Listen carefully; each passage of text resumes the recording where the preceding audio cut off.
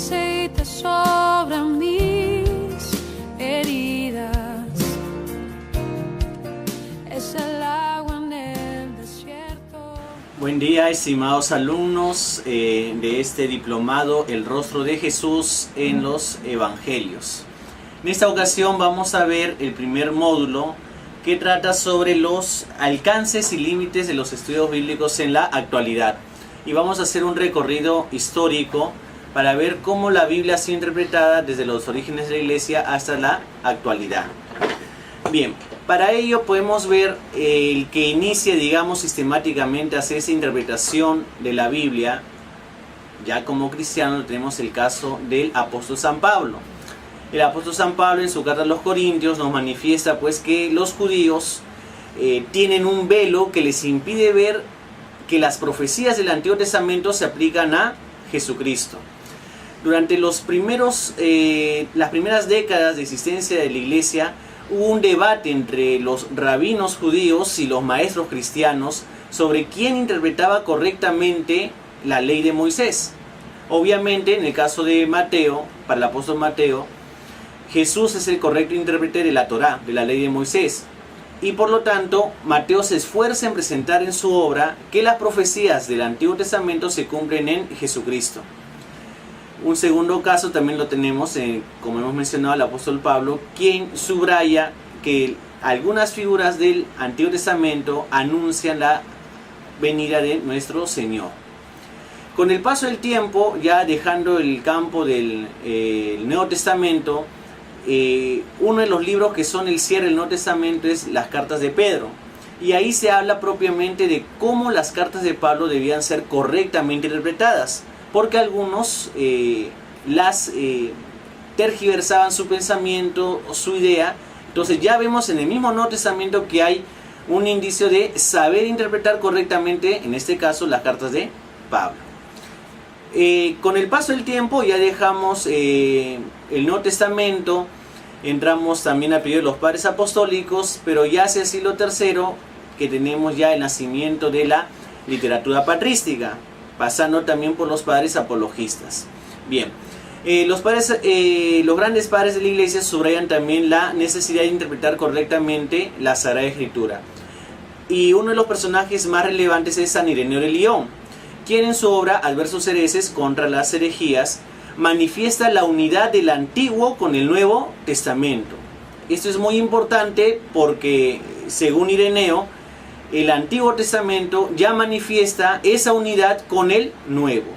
Acá, pues obviamente, San Ireneo tiene que combatir a los gnósticos. Los cristianos gnósticos negaban el Antiguo Testamento porque presentaba, según ellos, un Dios vengador, colérico, maligno, mientras que el Dios del Nuevo Testamento es un Dios que es Padre, es un Dios que es amor. Uno de estos gnósticos, Marción, suprimió de su canon el Antiguo Testamento, quedándose solamente con el Nuevo. Ante ello, San Ireneo destaca la importancia de la unidad de las dos alianzas, las dos economías de la salvación, manifestadas en las dos partes de la Sagrada Escritura. Un caso similar también lo tenemos con San Justino Mártir, quien fundó también una escuela en la ciudad de Roma, como una reacción también ante Marción.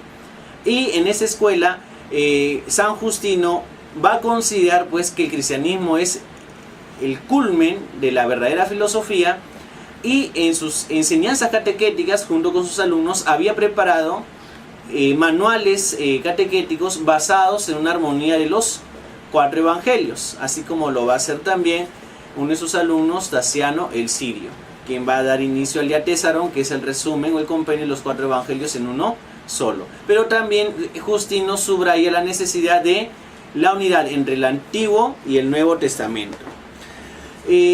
Es muy importante estos dos padres de la Iglesia, Justino e Ireneo, porque subrayan pues esta unidad que tiene la Sagrada Escritura en sus dos partes canónicas, ¿no?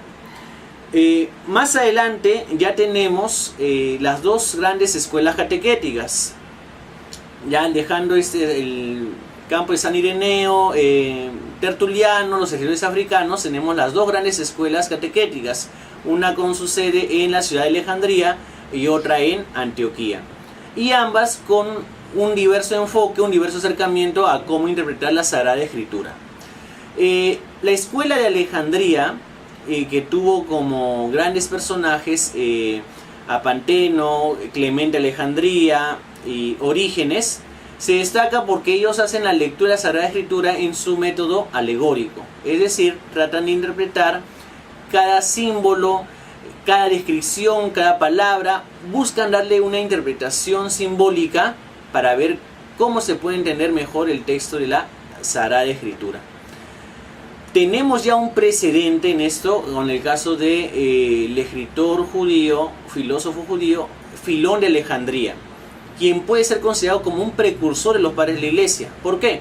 Porque Filón de Alejandría va a ser el primer autor que va a unir la Torá judía, el Antiguo Testamento, haciendo una lectura de ella mediante la filosofía griega, y por ende va a ser una lectura alegórica del Antiguo Testamento.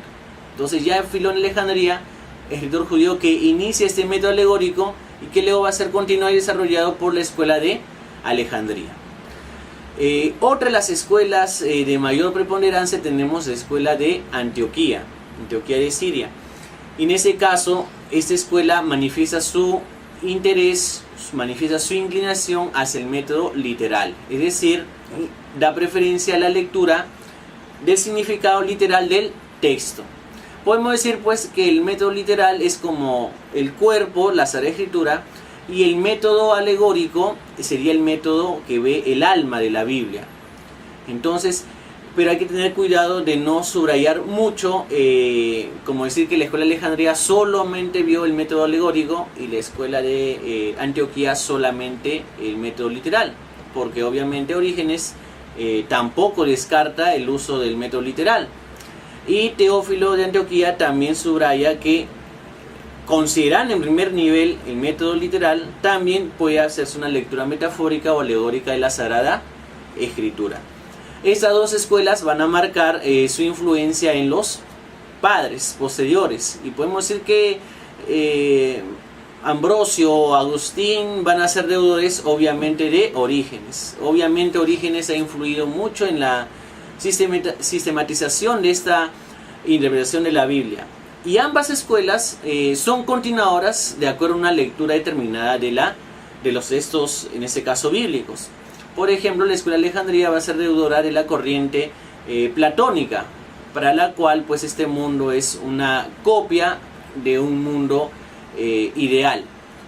Mientras que la escuela de Antioquía va a destacar, va a subrayar la corriente aristotélica, que obviamente va a estar centrada en la realidad y aplicado al texto, cuál es el primer significado del texto bíblico. Estas dos escuelas luego van a coexistir posteriormente, y su prolongación en la Edad Media, con Santo Tomás de Aquino, que sigue la corriente aristotélica, y San Buenaventura, que sigue la corriente platónica a través de San Agustín. Entonces hay que tener presente que los padres de la iglesia van a considerar estas dos escuelas, pero también surgen otras escuelas como la de San Basilio y Gregorio, ¿no? Este viene a ser otras escuelas orientales que también destacan la importancia de hacer una lectura correcta de la Sagrada Escritura. Fuera de estas dos escuelas tenemos el caso también de los monjes del desierto, los padres del desierto, quienes van a tomar la analogía que así como Jesús escogió a pescadores que eran iletrados, pero ellos, sin embargo, son los fundadores, son las piedras en las que se asienta la iglesia, igual, los monjes del desierto, aunque sean iletrados, con la lectura y la meditación de la Sagrada Escritura, diariamente van interiorizando el significado del texto bíblico. Y obviamente tenemos el caso de San Antonio Abad, que va a interpretar obviamente literalmente la llamada del Señor a dejar los bienes y seguirlo. Y San Antonio Abad va a ser pues el iniciador de esta interpretación de la Biblia, en que, seguido por otros jóvenes, se van a dirigir al desierto a vivir en forma radical la vida cristiana, ¿no?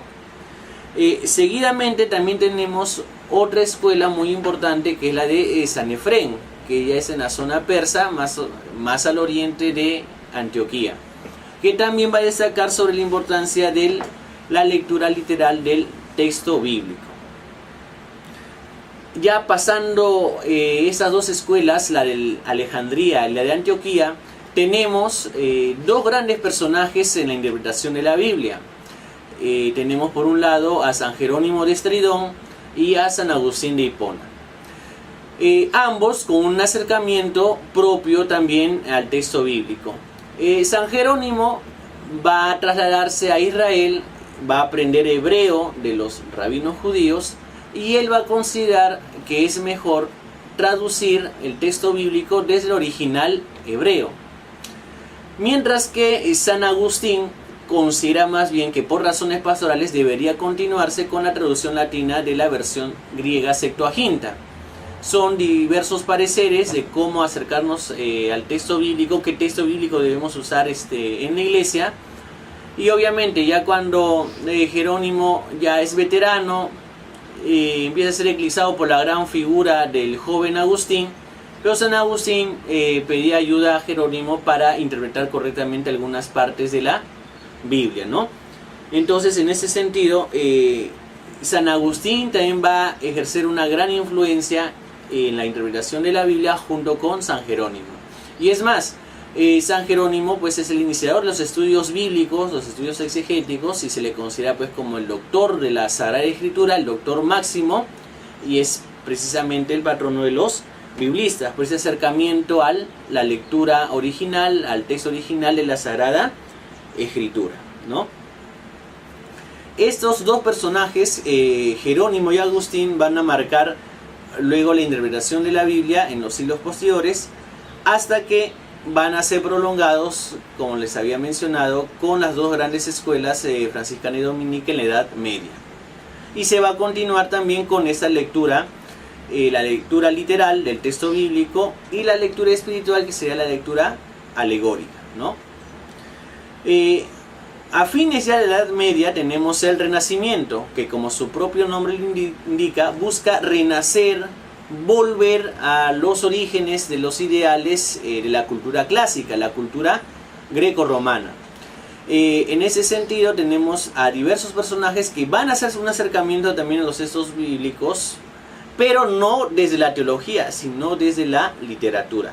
En ese caso tenemos pues grandes figuras como el sacerdote Erasmo de Rotterdam, que va a ser el iniciador de las traducciones, en este caso del Nuevo Testamento, una traducción más cercana, y también va a ser el iniciador de las traducciones de las obras de los grandes padres de la Iglesia.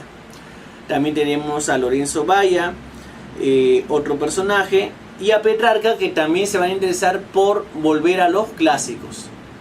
Cuando ellos se acercan al texto bíblico, recordemos, no es en cuanto un interés propiamente teológico, sino un interés filológico y literario, pero que va a incidir obviamente en la interpretación de la Sagrada Escritura. Gracias a ellos se va a recuperar este deseo de estudiar los idiomas originales de la Biblia, y precisamente los humanistas van a llegarse al estudio del griego, del hebreo, del arameo, para tener una versión más cercana del texto bíblico, ¿no? Erasmo de Rotterdam, que inicia esa renovación de los estudios bíblicos en la iglesia, va a marcar también, y su influencia lo tenemos hasta el día de hoy. Un ejemplo, podemos tener las dos versiones o los dos modelos básicos para las traducciones de la Biblia a los distintos idiomas. En el caso del Antiguo Testamento, la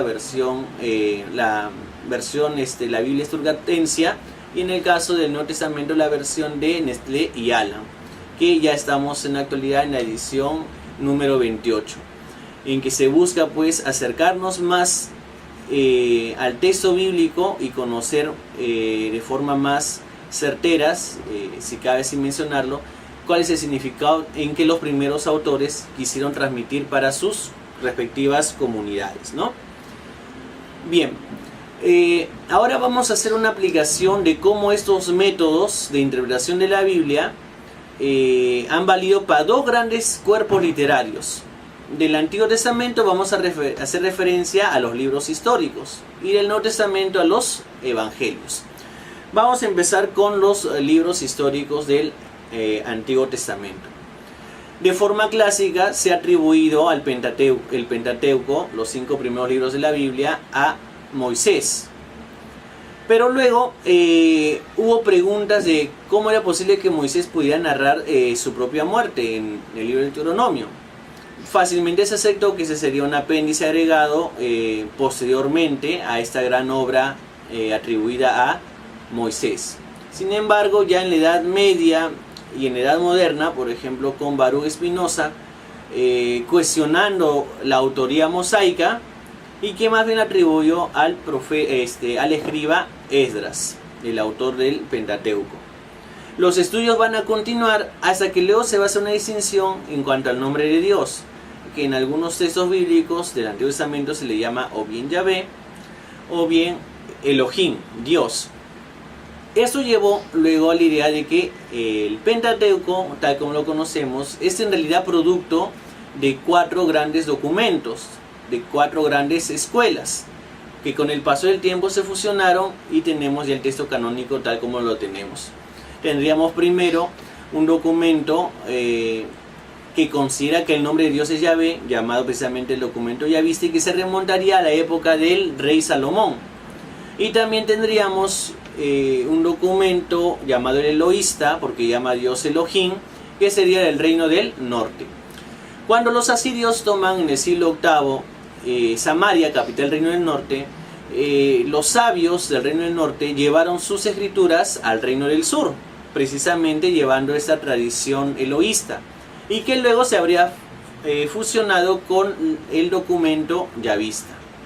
Posteriormente tendríamos una recensión deuteronomista, que abarcaría pues los libros de Deuteronomio, Josué, Jueces, Samuel y Reyes.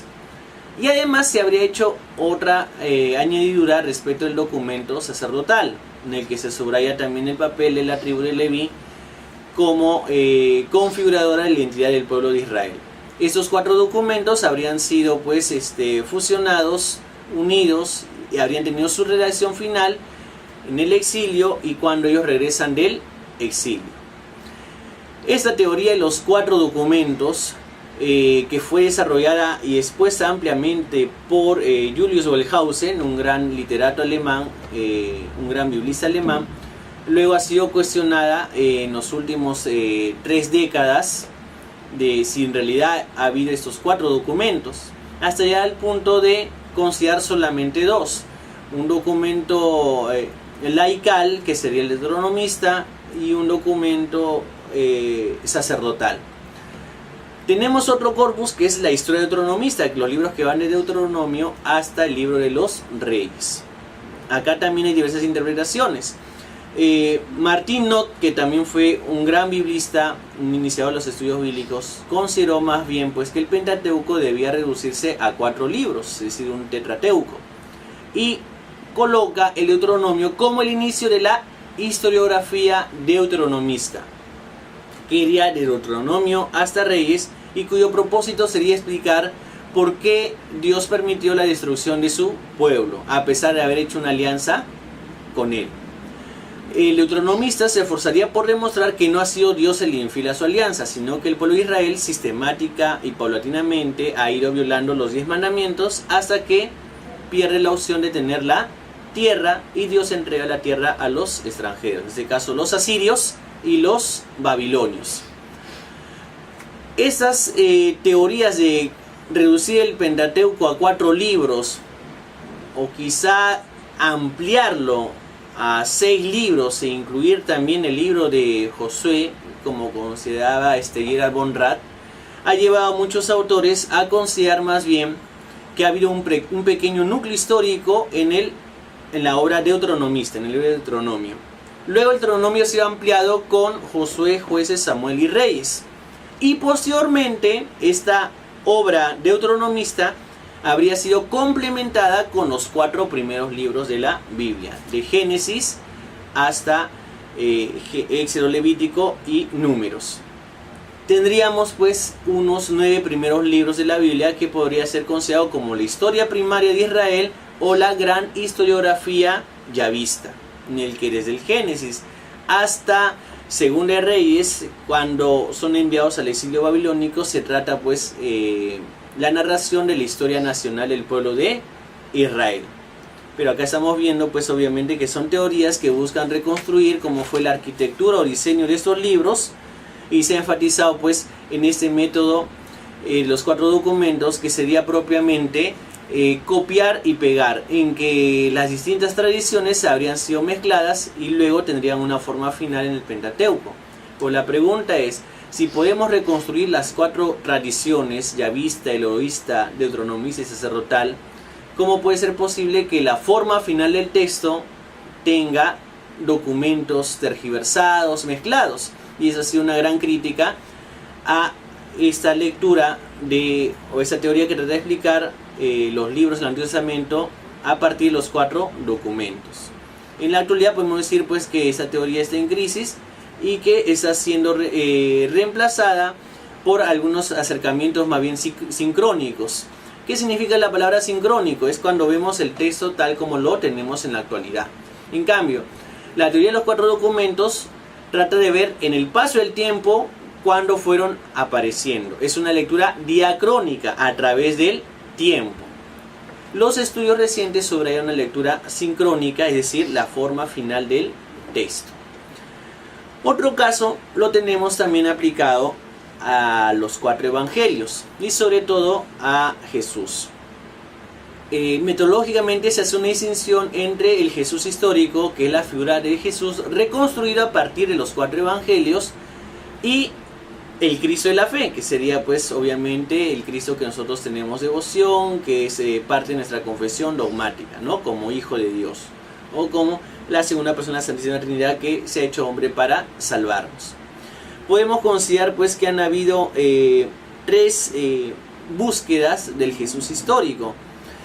Albert Weiser, a inicios en la primera quincena del siglo XX, consideró que la primera búsqueda del Jesús histórico va a partir desde la época del Renacimiento, desde digamos Rey Marus, en que se hacía un énfasis a ver cuál era el papel de Jesús, reconstruir la figura de Jesús, pero Schweitzer se dio cuenta que muchas de esas vidas de Jesús en realidad eran proyección de los mismos investigadores que veían así a Jesús una imagen de ellos mismos.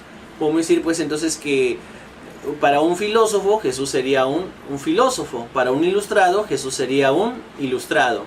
Esos autores de vida de Jesús no hacían otra cosa que plasmar la imagen que ellos tenían de sí mismos, la proyectaban sobre Jesús. Luego tenemos un periodo de no búsqueda, representa en ese caso la figura de Rudolf Bultmann, quien considera que solamente podemos acercarnos a Jesús y rescatar de él que fue un gran predicador y que murió en la cruz. Esos serían los 2 únicos datos históricos que tendríamos de él. Lo demás sería simplemente una proclamación de fe que prácticamente excluiría ya el interés histórico. Basta confesar a Jesús como el Señor y la línea histórica pasaría a un segundo plano. Esto surgió o como reacción llevó a otro profesor, un alumno de Bultmann también, Ernest Käsemann, quien va a dar un discurso y va a dar inicio precisamente a la segunda búsqueda del Jesús histórico, en que se va a buscar subrayar los aspectos históricos y teológicos subyacentes en los evangelios. Va a influir también el mensaje de Günther Borkamp, Jesús de Nazaret, en su obra Jesús de Nazaret, que subraya también la necesidad de que los datos de los evangelios nos llevan directamente a Jesús histórico. De allí que esa sería la actitud de la segunda búsqueda. Y posteriormente, ya se lee que en los 80 tenemos el inicio de la tercera búsqueda de Jesús. En ese sentido ya vemos una pluralidad de corrientes que se acercan al Jesús histórico y se han dado diversos criterios de cómo nosotros podemos distinguir si una palabra se puede remontar a Jesús o es creación de la iglesia primitiva que lo aplica a Jesús. En este caso estamos todavía pues conociendo más la persona de Jesús a través de esos métodos histórico-críticos, estos métodos literarios, para conocer más la figura de Jesús. Pero también hay que tener presente que estas son reconstrucciones literarias o acercamientos literarios o a un personaje a través del texto, a través de un texto literario, que nos ayudan a comprender mejor a Jesús y a la iglesia. No hay que perder de punto esta idea, ¿no? Ahora pasaríamos a ver, luego de ver estas dos presentaciones en el caso del Antiguo Testamento y de los 4 evangelios, un documento muy importante del cual recomiendo su lectura, que es la interpretación de la Biblia en la Iglesia, en el año 1993, la Pontificia Comisión Bíblica. En este documento se nos dan directrices, orientaciones de cómo acercarnos al texto bíblico, cómo interpretarlo, cómo rescatar el mensaje del texto sagrado a partir de diversos métodos. Hay que tener presente que son diversos métodos. Un método no es absoluto. Un método nos lleva a un acercamiento parcial de la realidad, como su propio nombre lo indica. Este método no debe ser absolutizado, debe ser complementado con otros métodos. En ese sentido, pues, se habla también de la importancia del sentido literal, es acercarnos al mismo texto bíblico, y también destaca la necesidad del sentido espiritual, que ha sido cultivado, pues, obviamente, sobre todo, como hemos visto, por los padres de la Iglesia. También se habla, que ya aparecía, pues, en la Edad Media, sobre el sentido pleno que tienen las profecías del Antiguo Testamento aplicadas al Nuevo Testamento, y cómo hay diversos métodos mediante los cuales nosotros nos acercamos al texto bíblico. Uno de los métodos más usados y que tiene más duración, vigencia, es el llamado método histórico-crítico. Como su nombre lo indica, busca reconstruir la historia detrás del texto mediante un análisis crítico de los mismos. El método histórico-crítico ha ayudado mucho a discernir el texto, cuáles serían las partes más antiguas, cuáles serían los complementos, los suplementos, las añadiduras, cómo puede interpretarse con otros textos de la misma época, en una lectura diacrónica, y ha ayudado mucho, pues, al conocimiento del texto bíblico, con sus respectivos principios, ¿no? Por ejemplo, la crítica textual, que busca obviamente establecer las reglas para ver el texto bíblico en qué medida se puede remontar al texto original.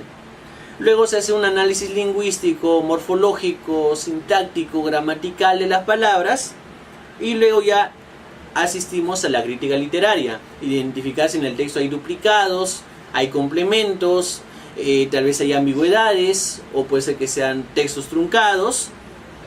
Y luego seguimos con la crítica de los géneros literarios, identificar si es un texto narrativo, apocalíptico, sapiencial, profético, y en la medida que nosotros conozcamos el género literario, ya tenemos mucho avance en conocer cuál puede ser su mensaje.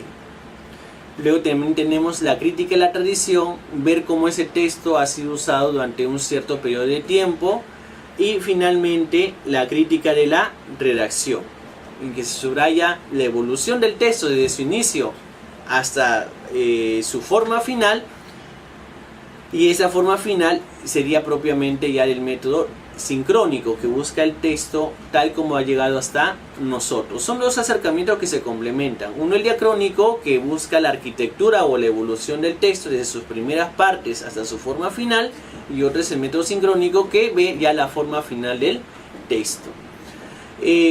Mucho se le ha criticado también al método histórico crítico de hacer, pues, digamos, un acercamiento frío, o como un cirujano que interviene en un organismo para cortar órganos. Igual el método histórico crítico se ha dedicado a ingresar al texto bíblico y, digamos así, hacer como una operación quirúrgica. Sin embargo, no hay que perder de vista también la forma final que tiene el texto. Es un método que ayuda mucho y que no debe ser infravalorado, pero tampoco absolutizado. Hay otros métodos también que nos pueden servir de mucho, además del método histórico crítico, que es, digamos, referidos al análisis literario. En este caso tenemos el análisis retórico y el análisis narrativo. Buscan ver cómo se da la hilación en el texto, la estructura del texto e incluso la lectura semiótica del texto, el significado lingüístico. Ese acercamiento también nos ayuda a ver pues con influencia pues de la semiótica a la Biblia, aplicada a la Biblia, sobre los personajes, a quién se dirige el texto, a quién se dirige la palabra, los actantes, etc. Pero también este método debe ser contextualizado y relativizado, porque también podríamos caer en un fetichismo a la palabra. Nos quedamos solamente en las palabras y no llegamos nunca al mensaje de las mismas, ¿no? Otro método también que puede ser muy importante son los acercamientos basados en la tradición, y en ese sentido tenemos pues el método canónico. Por ejemplo, el método canónico que ha sido subrayado en el caso del Antiguo Testamento por Brevard Childs, que subraya el sentido del canon.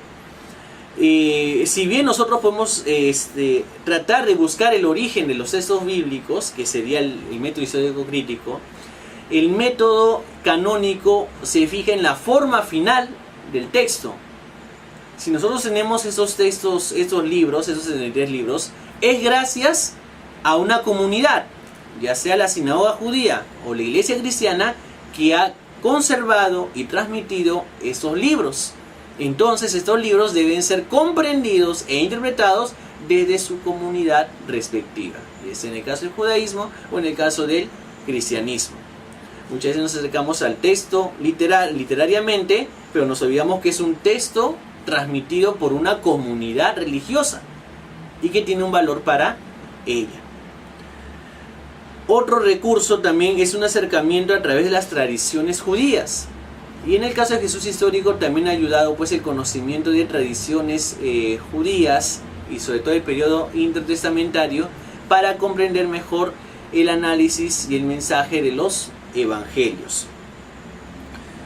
También tenemos otros acercamientos que es respecto de las ciencias humanas. En ese sentido tenemos por ejemplo el método sociológico, que nos ayuda ampliamente a conocer el contexto social en el que nacieron los libros bíblicos. En ese sentido, un gran difusor de este método es Gerd Theissen en sus estudios sobre Jesús histórico y el Nuevo Testamento, los Evangelios, en que nos presenta pues cómo eran las características sociológicas, el contexto social, económico, político de aquel tiempo, y obviamente haciendo una lectura sociológica de los textos. Otro acercamiento también es de la antropología cultural. En ese sentido se subraya el papel de Bruce Malina, en que destaca la importancia de las categorías de honor y vergüenza que marcan hasta el día de hoy gran parte de la población mediterránea, oriental, en que se rigen esos criterios, y se trata de una lectura antropológica, de la antropología cultural, ver cómo esas categorías subyacen en los personajes que aparecen en los textos bíblicos, sobre todo del Nuevo Testamento. Otro acercamiento también es el que tenemos desde la psicología y el psicoanálisis, en que se trata de ver las reacciones psicológicas de los personajes, el papel de los personajes desde la psicología y el psicoanálisis. Ver cómo ha sido pues la reacción de los personajes, tal vez una reacción a una parábola, una reacción positiva, negativa, la reacción de recepción de un texto bíblico por una comunidad. Y este acercamiento al texto bíblico mediante las ciencias humanas, la psicología, la antropología, la sociología, han dado muchos frutos también a una mayor profundización del texto bíblico. Pero también pues procurando no absolutizar, como venimos diciendo, uno de estos métodos, porque podríamos quedarnos encerrados dentro del método, dentro del texto, ¿no? Finalmente también tenemos algunos acercamientos contextuales. Por ejemplo, un acercamiento o un enfoque liberacionista, sobre todo los textos favoritos que tienen el Éxodo, la liberación, en que Dios envía a Moisés, ha escuchado el clamor del pueblo y envía a Moisés para que libere a su pueblo. En ese sentido, se busca ver los textos bíblicos como producción literaria marginal de comunidades marginales, porque hay que tener presente que el Antiguo Testamento, que es producto de la comunidad judía era una comunidad pues marginada frente a los grandes imperios de Egipto y Babilonia.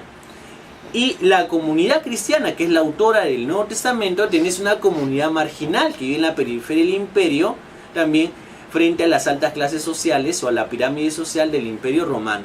Entonces, el método liberacionista nos hace ver o nos hace caer en la cuenta de que el texto bíblico que tenemos es producto de comunidades marginales, pobres, oprimidas, que tratan de alcanzar la liberación a través del Señor mediante esos textos que luego han sido canonizados.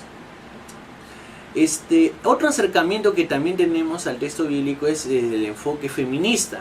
En esta lectura se subrayan pues los personajes femeninos del Antiguo Testamento y del Nuevo Testamento, y se hace ver o se cae en el hincapié de que posiblemente pues obviamente la Biblia ha sido producto de una sociedad patriarcal, una sociedad machista, una sociedad que considera pues a la mujer en segundo plano como objeto del varón. También ha dado frutos muy interesantes esa lectura a partir de la mujer, pero también conviene caer en la cuenta de que nosotros también tenemos, junto con los patriarcas, aparecen también las grandes matriarcas, ¿no? Y por otro lado también tenemos libros que, si bien el Antiguo Testamento podríamos catalogarlos como textos misóginos que hablan contra las mujeres, también tenemos libros que hablan a favor de la mujer, en que el personaje principal es una mujer, como el caso de Ruth, Judith y Esther. Serían como textos que son balance frente a textos patriarcales en el que se subraya el papel de la mujer. E incluso hay autores que han considerado de que algunos libros podrían haber sido escritos por mujeres. En este caso hay uno que considera que el Yavista habría sido una mujer, o también que el Cantar habría sido escrito por una mujer, o de Jusino, que considera que el cuarto evangelio habría sido redactado por María Magdalena, o que la carta a los hebreos habría sido escrita por Priscila, la esposa de Áquila. Entonces eso ya estamos viendo pues en un terreno muy hipotético, pero hay autores que han tratado de ver si hay personajes femeninos detrás de los textos bíblicos. Y por último también tenemos una lectura fundamentalista, que es como una reacción precisamente a todos estos métodos, y que la lectura fundamentalista quiere subrayar sobre todo la importancia de la Biblia como palabra de Dios, pero la ha llevado a tal extremo a que ha absolutizado incluso el mismo texto bíblico, llevando en ese extremo incluso a sacralizar al texto en cuanto texto, y a tomar literalmente la información bíblica como si todo fuera un libro histórico, sin considerar los géneros literarios que hay en la misma Sagrada Escritura. Entonces hay que evitar también este literalismo, ¿no?, que puede llevarnos a un subjetivismo, a que cada uno interprete la Biblia a su manera, y por lo tanto la lectura fundamentalista tiene un buen punto de partida, que es tratar de rescatar la importancia de la Biblia como palabra de Dios, porque como estamos viendo en estos métodos, son estudios que se acercan a la Biblia como palabra de hombres. La lectura fundamentalista subraya la importancia de la Biblia como palabra de Dios, pero ha llegado al extremo de olvidar o dejar en un segundo plano los géneros literarios y a tomar todo el texto bíblico como si fuera un género histórico. El objetivo, pues, estimados alumnos, en este primer módulo hemos visto cómo se han dado diversos métodos de interpretación, de lectura de la Biblia a través dentro de la iglesia y también fuera de la iglesia. Hemos visto que han dado mucho fruto, y ese es producto lo que nosotros tenemos ahora en nuestras Biblias de estudio. Tenemos a pie de página explicaciones, comentarios que nos acercan mejor a una mayor comprensión del texto bíblico. Pero conviene subrayar que estos métodos son una ayuda, son un medio, no son un fin en sí mismos. Y que también debemos pues tratar de evitar caer pues obviamente en la pregunta de si los textos o los acontecimientos narrados ocurrieron o no ocurrieron. porque ya nos llevaría pues a hacer una crítica histórica, literaria de los textos, y hay que tener presente. Debemos evitar caer en dos extremos. Un extremo sería tomar el texto, las narraciones históricas concretamente, como que hayan ocurrido tal como se narran. Por ejemplo, Dios crea el mundo en 6 días, han sido 6 días literales, ¿no? Interpretarlo al pie de la letra.